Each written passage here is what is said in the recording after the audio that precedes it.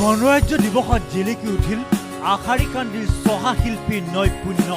কালিলৈকে অনাদিত্য অৱহেলিত হৈ থকা পোৰামাটিৰ শিল্পই জিনিলে হৃদয়।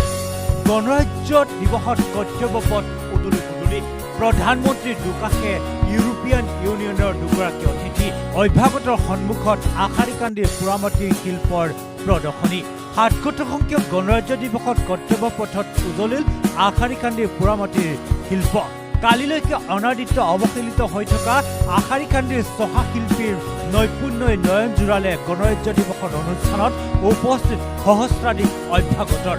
প্ৰতীক পথ প্ৰদৰ্শনীৰ আৰম্ভণিতে ঠাই পালে আশাৰীকান্দিৰ কাৰুশিল্পৰ সপোনে।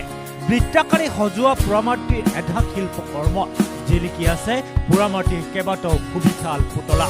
অন্তত ওলমি আছে একাধিক মাটিৰ চাকি। ময়ূৰপংখী আকৃতিৰ নাৱত ছন্দোবদ্ধ গতিৰে আগবাঢ়িছে অসমৰ মাটিৰ সুগন্ধ। ময়ূৰপংখী নাৱৰ ব্যৱহাৰে প্ৰতিফলিত কৰিলে অসমৰ নৈপৰীয়া সংস্কৃতিক। প্ৰতীক পথ কঢ়িয়াই নিয়া গাড়ীখন বাঁহৰ ব্যৱহাৰে বুজাই দিলে অসমীয়া জনজীৱনত সৰ্বোচ্চ ঘাঁহজাতীয় উদ্ভিদবিধৰ মাহাত্ম্য।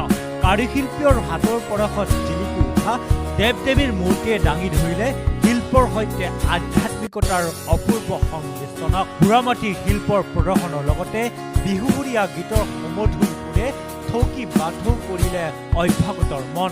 মুগাৰ সাজেৰে চাৰিগৰাকী যুৱতীৰ নৃত্যই মুগ্ধ কৰিলে সকলোকে।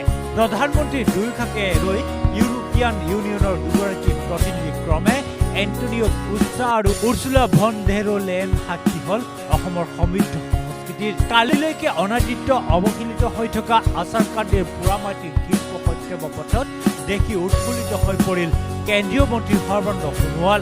অসমৰ প্ৰতীক পথে হাজাৰ হাজাৰ দৰ্শকৰ মাজেৰে আগবঢ়া সময়ত থিয় হৈ হাত চাপৰি বজালে কেন্দ্ৰীয় মন্ত্ৰী সৰ্বানন্দ সোণোৱালে।